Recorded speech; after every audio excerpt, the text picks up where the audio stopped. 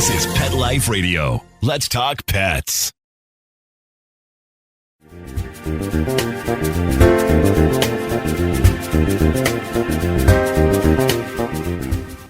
"75% of all dogs in the U.S. alone have some form of anxiety. 75%. I've had pet parents tell me that they're afraid to leave the house because they're afraid their dogs will either destroy it or hurt themselves. It is a big problem for many pet parents. And there are a lot of trainers out there who have their own methods of how to help. But one trainer is actually a canine psychotherapist. And she's developed a form of training called canine cognitive behavior therapy that's based on the human type of therapy called CBT, cognitive behavior therapy. It's really interesting. And it's been working for years with anxious dogs, aggressive dogs, adolescent dogs, and others. Her name is Billy Groom, and her company, Upward Dogology, helps pet parents learn these techniques for their anxious or aggressive dogs. And she's also woven that into something she founded called the Institute of Canine Psychotherapy, which Billy's going to tell us more about. I'm really excited to have Billy on the show today because what she's doing is working, it's different, and we want to know more about it. So you're listening to the Pet Health Coach on Pet Life Radio. I'm Jody Teich, your host, and we're going to take a very short break from our sponsor because they're going to help us keep the lights on. But don't go away. Grab that healthy beverage. When we come back, you're going to meet Billy. You're going to learn about a very original form of training that's working and has been working for years and might help you too. Take a bite out of your competition. Advertise your business with an ad in Pet Life Radio podcasts and radio shows. There is no other pet-related media that is as large and reaches more pet parents and pet lovers than Pet Life Radio. With over 7 million monthly listeners, Pet Life Radio podcasts are available on all major podcast platforms. And our live radio stream goes out to over 250 million subscribers on iHeartRadio, Odyssey, TuneIn, and other streaming apps. For more information on how you can advertise on the #1 pet podcast and radio network, visit PetLifeRadio.com/advertise today. Let's Talk Pets on PetLifeRadio.com.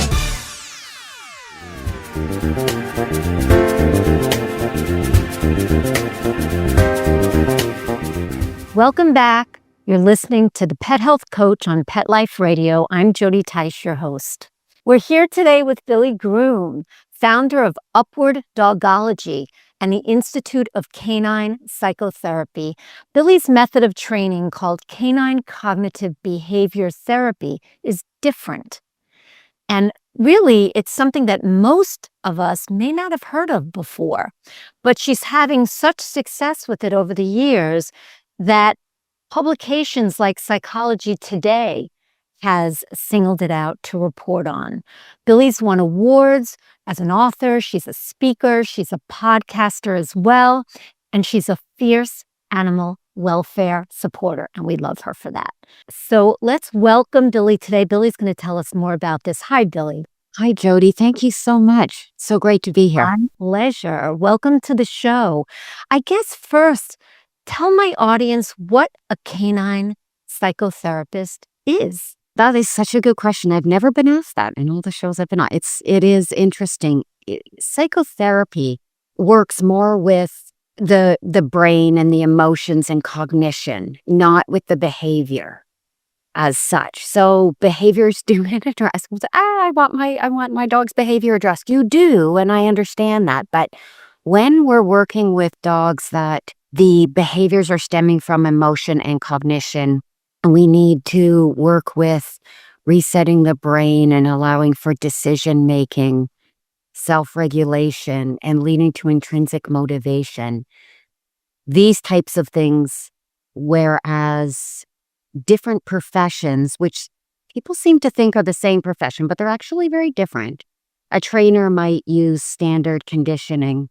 to teach right from wrong. So that's great for a puppy, right? Or even for older dogs. So they're using reinforcements, hopefully not negative, to, just to simply teach right from wrong and to socialize and to, encourage good brain patterns and that type of thing. And then a behaviorist still uses conditioning methods as your veterinary behaviorist would use, probably counter conditioning and maybe classic. And so they're dealing a little bit with behaviors that have already occurred that we might not be thrilled about, so to say.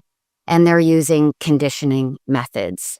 So again, reactive reinforcements. They are recognizing emotions, but the platform that they use is still in the conditioning realm, that's a whole topic unto itself. So things like clicker training is a technique in conditioning. And we've all heard about clicker training. Right? So it's Yeah. not a method unto itself. It's a technique that adheres to conditioning. It's more of a Pavlov's dogs kind of thing, like clicker training. Anytime you're reacting to a behavior to encourage or discourage it, or a thought pattern, you're doing conditioning. So it's really quite a wide variety. With psychotherapeutic methods, we are working with the brain in other areas. We're not working with the behavior. We're working with the emotions and the cognition. It sounds like a deeper dive into the dog and as an individual and how that dog shows up in the world based on what that individual dog has been through and how that individual dog's brain works. Yeah. Yes, it's interesting that you say that. Well, CBT is used on humans all the time, extremely successfully. So this just follows that same platform. Tell us more about what that is. Yeah, but it's interesting that you say that it is about the individual, because one of the first things we do is look at where the emotion is at that time. So we look at the reason for the behavior. And when I say that, I'm not talking, trauma or abuse. I'm talking more about, is it a habit? Is it a learned behavior? Is it due to over-processing, lack of processing? Is it cognitive dissonance? Do they just get very upset when something doesn't match what they think it should, and that leads them to a state of anxiety? Yeah, maybe they were oversensitive to noise. Yes. And if they're oversensitive to noise, is it because it's learned or a habit, or is it? So it could be almost anything. And what we want to do is, if it's a habit, just like same with people with habits. If you have a habit and you know it's wrong, conditioning methods are intended to teach right from wrong, or to discourage you from doing that bad habit. Or encourage you to do a different habit. Whereas if you know that and your brain just goes into a place, your brain just keeps going there and you just keep doing that habit, we want to work with exercises that allow you to self-regulate, allow you to process and stop, make different decisions, make better decisions. So I have a question at this point, which just popped up and is, I think, something it's interesting to me. Hopefully other people will think it's interesting too that are listening. So for a dog, from your experience, are they capable, once they learn this self-regulation, of thinking, oh, I'm about to do this bad habit, I am going to now do the good habit? Are they capable of that? Do you know? I don't know. Yes, I do, because we do it all the time. Okay, so they are capable of that kind of decision making. They are, but you have to That's use a beautiful. method that's intended to do that. Yeah. You get right now, the reason why a lot of trainers and behaviorists are looking to learn this method, which I offer at the Institute, is because it does reach a totally different level where you're getting intrinsic motivation. You can't, it doesn't make other methods wrong or ineffective. It's just the intent or goal of them is not to do that. They're not intended to induce stages of processing that lead to decision making, that lead to intrinsic motivation and self-regulation. Having said that, it's just like people. Some dogs don't. Some dogs, as long as the person is there guiding and using these skills and tools, they will. But some right off the top are like, ooh, especially with anxiety. Because dogs, just like people, love it when their brain doesn't go into a state of panic. We do exercises that proactively prevent the brain from going into that state, or that we do those exercises, which depend on what I was just talking about, whether it was a habit or whether it came from learned behavior. So we're going to do different exercises depending on a number of different factors. And when that happens, it's just like people. Dogs are, ooh, I like that feeling. That feels really good. Right. Stimulating the pleasure center. Yeah. It sounds like, and maybe I got this wrong, but that this kind of training stimulates a dog to think in a deeper way than clicker training. Because there is this cognitive decision-making process that is taught. And one is that true, that it kind of stimulates them to think in a deeper way than they might normally? And two, if it is true, is it maybe more satisfying because it allows them their brains to be more engaged? Dogs need to work. Dogs need to have a job, I think, to be their happiest, especially certain breeds of dogs. So you know where I'm going with this. What do you think about that? I do. There's a lot there. I think what dogs like the most about it is they realize that their person understands what's in their brain and how they're feeling, which is comforting. So that's the first thing that happens, is it actually changes perception of their human, even if they're super bonded with their human, which happens a lot. So I work only with dogs over the age of 6 months due to brain development.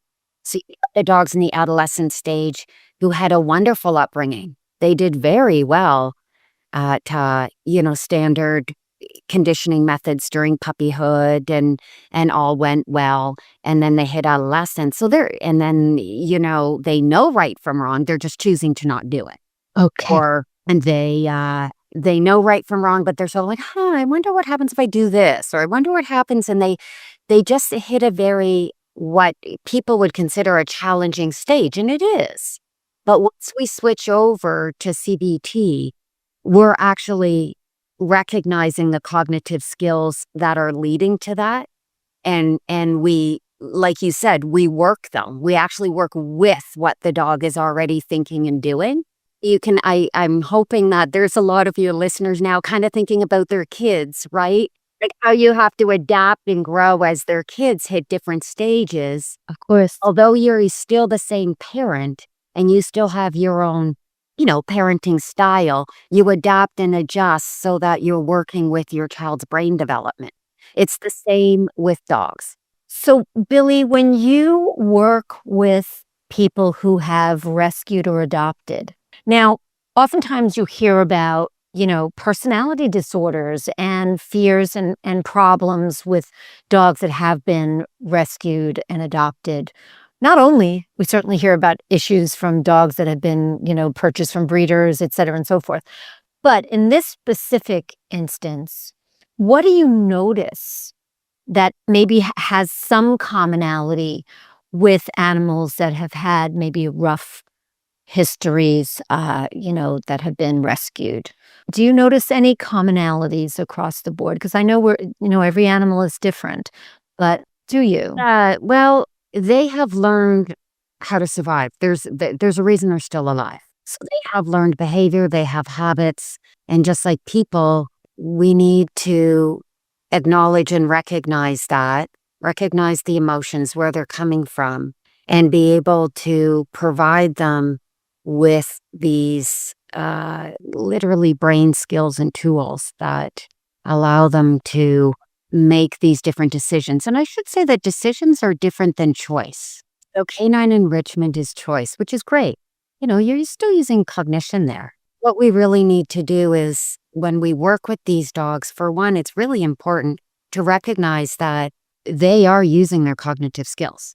They are using those. If we don't work with that, their perception of us is that we don't understand them. So we need to have exercises that recognize what's important to them and recognize their thought pattern and include and insert into these times where they are comfortable.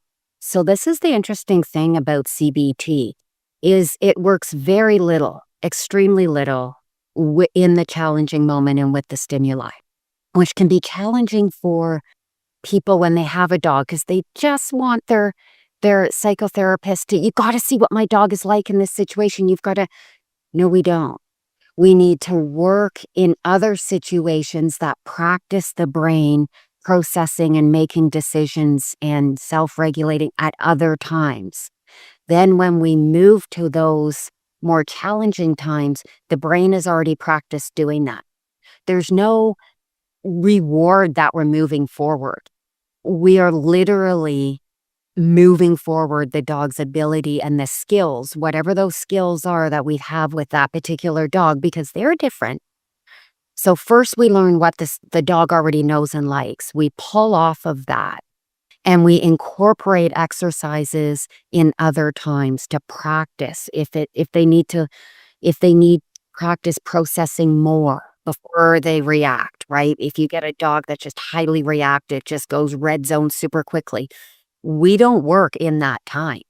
We take other times where even though what they're deciding quickly is what we might want, we want to practice. Same with people with CBT. We practice recognizing our thought patterns and recognizing what we're doing.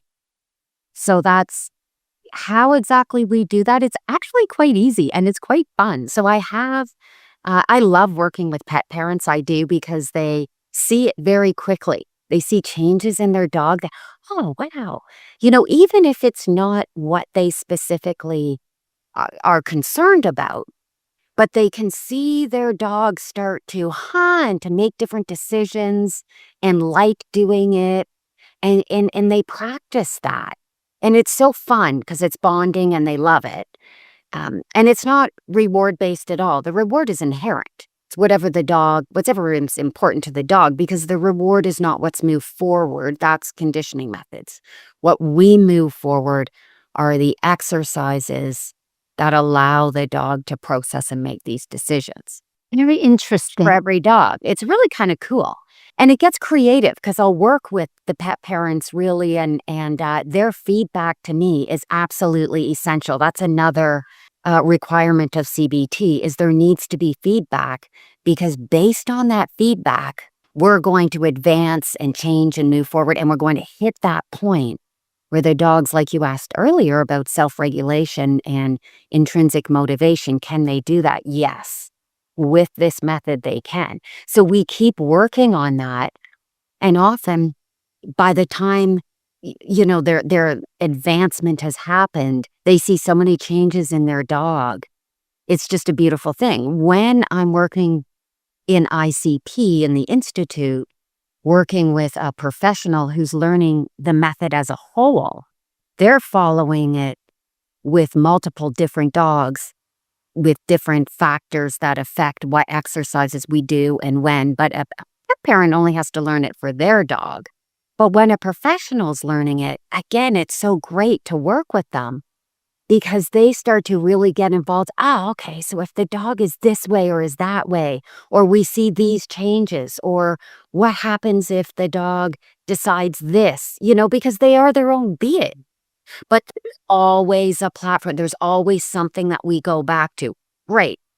Just like any scientifically proven method, it follows this platform. So a lot of people know CBT for humans. Oh, yeah. It's been around a long time. So I want to see if I got this right, and then we're going to need to take a break. So training the dog in these methods to be able to make better decisions and really to work with them on a cognitive level is done away from red zone situations so that they can practice. And that makes total sense, because why would you want to throw them before they're skilled into a reactive situation? So it's practice. And pet parents need to understand that there is this interim period where their dog is learning and evolving in terms of how to deal with that red zone situation, so that by the time they get to the red zone situation, they already have these skills somewhat under their belt, so to speak. Exactly, Jody. I got that right. Okay, perfect. Which can be, I should just add, that can be 4 to 10 days. Can be very. Well, this is my next question, Billy, about how long. I know it's different for every animal, but on the average, over the years, you've been doing this a long time, do you find that you work with a pet parent to get their animal and them from where they are to where they want to be? Well, we have the additional element of the human. Of course. That makes a difference. What's interesting, which surprises a lot of people, is if we start working with a dog in the early adolescent stage, so 6, 8 months, a year, their brain is still developing. And there's actually a course that I have on the ICP platform that is adolescent brain development. It's presented by a neuroscientist. She's a great instructor. So that brain is still developing. So I can't make a brain develop any faster than it does. But we certainly see changes and advancements so that pet parents are on the top side of things. Right? They're feeling like they're not behind the 8 ball anymore. They have skills, they have tools, they can see, they can feel that they're getting more calm, manageability, better bond, better understanding of their dog and what to do, and they have these skills. But at some point, they just continue to do that, and they can take a break. They don't have to continue paying. But the idea is they need these skills and tools to develop and grow as their dog's brain develops and grows. If we're working with a dog that's over the age of 2, 2.5, 3, it often goes a lot faster because the brain's fully developed. So we have a lot we can pull off on there. Okay, good. But if we get in a rescued dog, getting back to your rescued dog question, the program that I have for initially getting in a foster or rescue, it works on a 3-day, 10-day, 3-week. Okay. Because we start right off the top with very basic exercises that connect the dog's brain, literally, their emotions and their cognition with us. Got it. So they view us as understanding what's important to them. So we're not teaching, we're not training. We're not training at all. We are recognizing their thought patterns and inserting skills and tools that connect us with that. Yeah, it sounds almost like focus and facilitate. Like you're getting like the dog to focus on certain key foundational pieces for this. And they love it. And facilitating them responding in, the way that we want, based on this focus on the things that they love and the understanding of what's going on for them emotionally. We have to take a break. I could talk forever with you about this, and we're going to talk some more. In fact, when we come back, we're going to talk not only more about, how this really interesting method works and the kinds of things that Billy has been able to do with some of her canine charges, but we're going to also talk about ways that you can learn more about Billy through things that she's done, award-winning book and other things where you can find her and learn more about her. So don't go away. Just refresh that healthy beverage, get cozy, and we'll be right back. Begging to hear more of your favorite show? Full episodes of all our shows are available on demand. Go to PetLifeRadio.com to fetch our entire lineup of Possum Pet podcasts. Also, dig us up in iHeartRadio and iTunes. Let's talk pets. Live and on demand, only from Pet Life Radio. Let's talk pets Let's talk pets on Pet Life Radio. Pet Life Radio. PetLifeRadio.com. Welcome back. If you just joined, you're listening to the Pet Health Coach on Pet Life Radio. I am Jody Teich, your host, and we're here today with Billy Groom. We're not calling Billy a trainer. We're calling Billy a canine psychotherapist who has created a form of canine behavior work called CCBT, based on the human cognitive behavioral therapy that has been so successful over the years. Billy has found that success too with dogs. It's very interesting, and I invite you to learn more about it. So, Billy, some of the dogs that you've worked with, and you've worked with so many dogs over the years. How many years have you been doing this now? Well, I started working with dogs over 3.5 decades ago. Wow. And what about with CCBT? It was something that emerged unintentionally. I just was working a lot with adolescent dogs, and they were surrendered a lot, and rescue organizations were having a challenging time getting fosters for them and homing them. And it just really intrigued me. Where was that challenge with that adolescent dog? And so I started to work with ones from just different backgrounds, different breeds, different backgrounds, different all sorts of things. And I'm forever grateful to the rescues back then that entrusted me with their dogs. But I learned, so I never took dog training, which I think is actually a benefit, because I wasn't trying to find a dog training method. You weren't indoctrinated. Yeah, and I wasn't, but I also never intended to do that. I wanted to figure out what was going on. And I just found it very interesting as I moved forward to start teaching it to other people. And then I had to sort of stop and say, what am I doing? Why is this working? I mean, we're getting into hundreds and hundreds of dogs here. And I started to create a pattern and a recipe of what I was doing so I could teach it better. And then when I started to work with psychologists and scientists, that's when I learned it was actually CBT. Oh gosh, that's so cool. It was so cool because I think I resonate with CBT because of my childhood and upbringing, where I didn't feel as though anyone really understood me, and people were nervous if you have an unconventional upbringing. They don't really know sometimes how to communicate and work and understand. And as a child, that I think affected me. And I just thought, you know what, these dogs they have their own way of thinking and being, but they're not necessarily traumatized. And if they are, we can easily communicate and work with them. We just need to do that by understanding them. Instead of taking an approach of training them, we're taking an approach of understanding them and building a communication, not based on, so for example, somebody buying me an ice cream cone. It doesn't change my perception of them.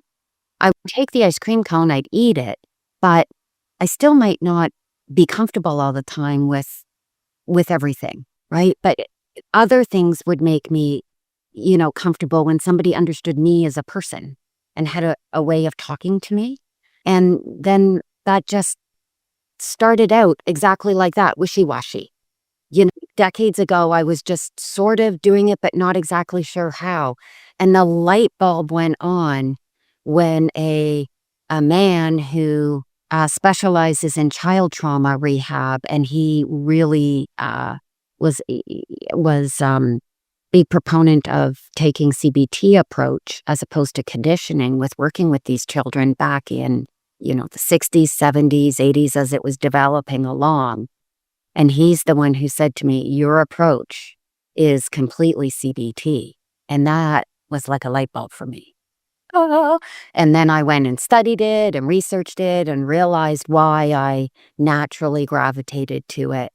And then I was able to really formulate it. So that's when then I could now open the Institute of Canine Psychotherapy, because it is a defined, proven. So then once I had this recipe, so to speak, that followed CBT, in the flexible and adaptable way and creative way that it does, I've applied it to hundreds of dogs a year. So I just want to pause right here because a couple of thoughts have come up based on what you were saying. One is everyone just wants to feel seen, heard, and understood.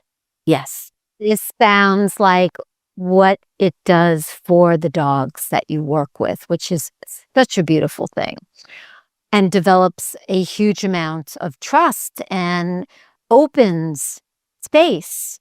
So in working with all of these dogs, can you share with us like a success story?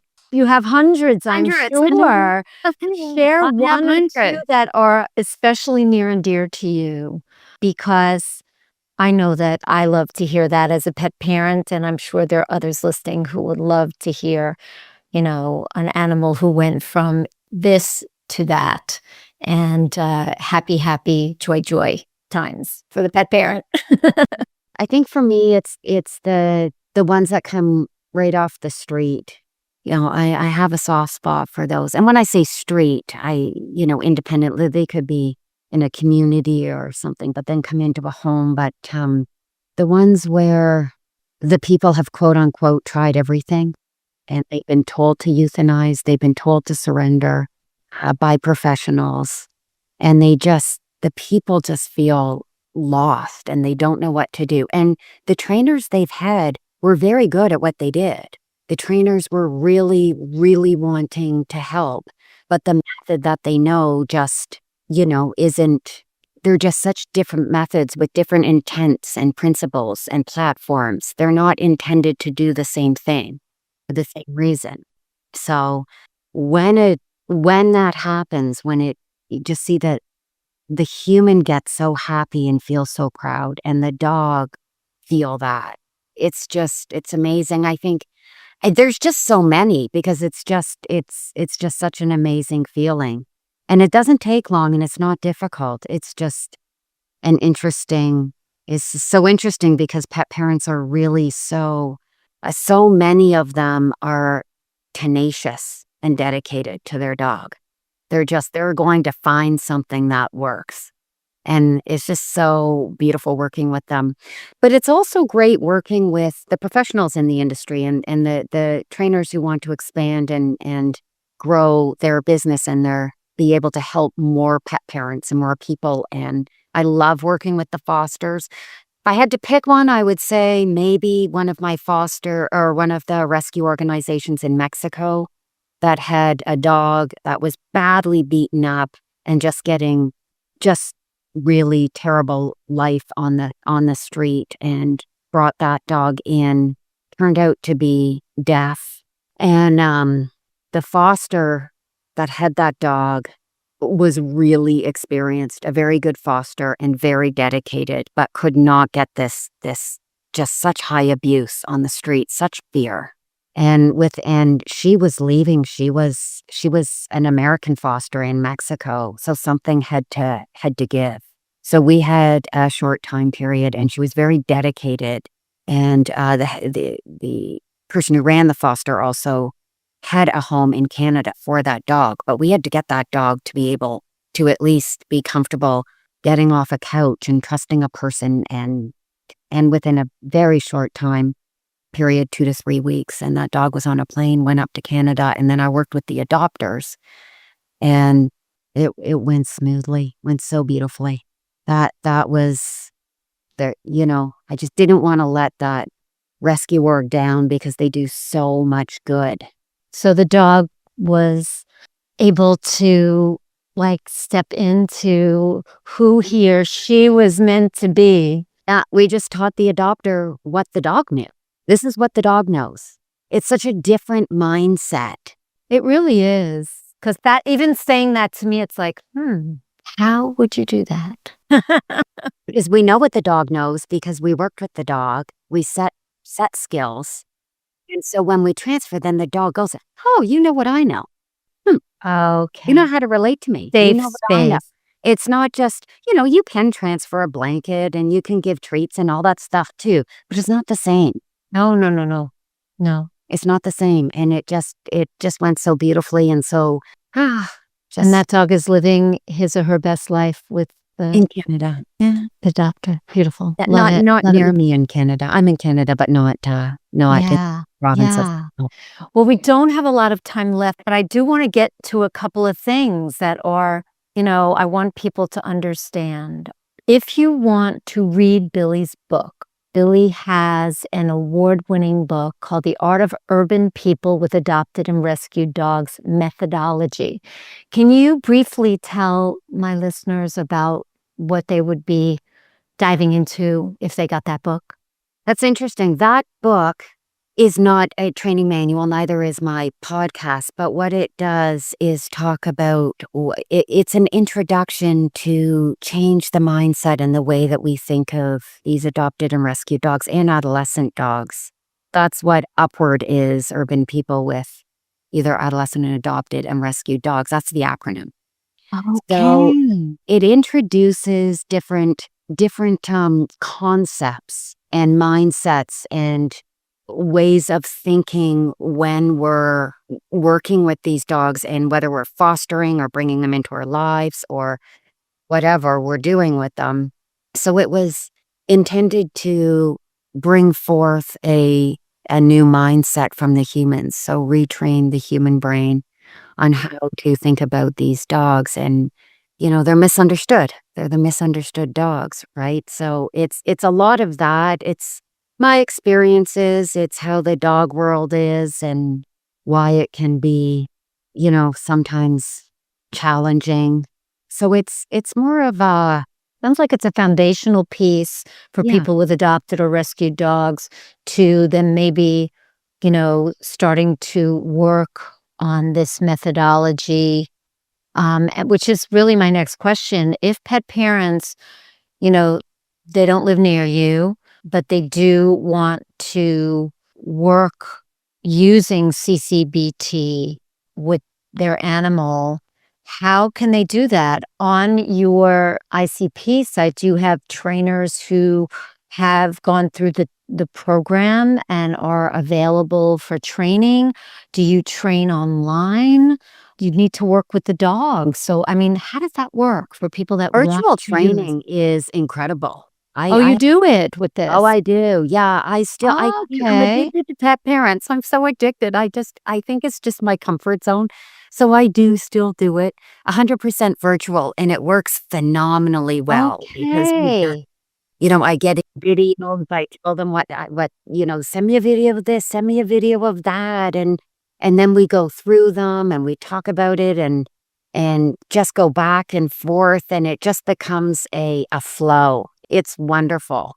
That's I great absolutely to love hear. that. Where can people find you? Yep, instituteofcanine.psychotherapy.com. Okay. There's also upwarddogology.com, but that'll take you to the Institute one. So the other way of doing it as well is, yes, there are professionals taking, that there's different people that are taking the full course. So one of them works in a vet clinic. The other one is a coach in a completely different industry. And then there's obviously quite a few certified trainers who took the standard certifications, and they want to expand and grow and get more tools in their toolbox and be able to work with those rescued and dogs with anxiety and behaviors associated with aggression, those types of things to a higher level. So there are a lot of certified trainers taking it as well, but they have a mentoring program. They have an extensive mentoring program. So we do a lot of one-on-one working with dogs in that program. So a pet parent could be that. Oh, okay. So there are different ways in. Yeah, but they can learn all about that on the site. Yeah, they have the option Okay. to do that. And they can just contact me. It depends on a number of things, Okay. So Institute of Canine Psychotherapy? Yes. .com. Perfect. So first of all, I want to thank you so much for sharing this really beautiful and interesting information with all of us. I want to mention to all of you that Billy has been asked to do a TEDx talk next year in March, I believe. So, keep your eye out for that. I guess you'll have information on your site about that when, as it gets closer. Yeah. And LinkedIn and Facebook. All right. Perfect. Perfect. Instagram, yeah. And those links are all on the website as well. And Perfect. my podcast, actually, people really like the podcast. Are you talking about Dog Training Disrupted? Yeah. Okay, great. So you don't teach about the training. What do you do on the podcast? Just The briefly podcast before is we really go. cool. People really like it. The first couple episodes just talk about, it gets deeper into CCBT and Okay. what the difference and why you would need it. And it just gets it, and it uses a lot of comparisons to different to children, to humans, to professions, to all sorts of things, and people Okay. can really wrap their head around it. And it's just a really natural. Same with the book; they both won awards just from just the natural way of speaking, and just people get it. It gets. And then I also have some scientific studies that I dissect, which is kind of funny because here they are, these. Because I also have taken some PhD courses, and so and I'm currently in another PhD course, so a full program. So sometimes I'll take those scientific studies and dissect them right down to what does this mean with your dog in the home. So your dog has these cognitive abilities. What does that mean to you today when your dog just got into the garbage? Okay, that sounds So it's good. That kind of, sounds yeah, really those ones do interesting. really well. Yeah, they're fun. Yeah. Because it like starts out like this, and then and this is what cognitive skills your dog was using when they ripped your couch apart. Oh, fun times. Fun, isn't that fun? Like it really, and like, oh, okay, I get it now. That makes so much sense. And as soon as the light bulb goes on for the people, it just makes such a difference. So there's lots of different things on that podcast. There's Okay. with different people and professionals. And yeah, Perfect. Well, Billy, our time is up. I know, I'm sorry. But no, please. It was really great information. Thank you so much for being here. Once again, to find Billy, if you want to work with her or someone that she's trained through the program at ICP, Institute for Canine, psychotherapy.com, and you can get more information there. Thank you, Billy. Thank you, Jody. It was wonderful. Thanks again. I'm so glad. Yeah, it was great. And thank you all for listening. As a certified health coach for people and pets, my mission is to share holistic healing information for the whole family to create vibrant health. So tune in next time for expert interviews, tips to give the animals we love the longest and most vibrant life we can. I'm Jody Teisch, and this is the Pet Health Coach. Let's Talk Pets, every week on demand, only on PetLifeRadio.com.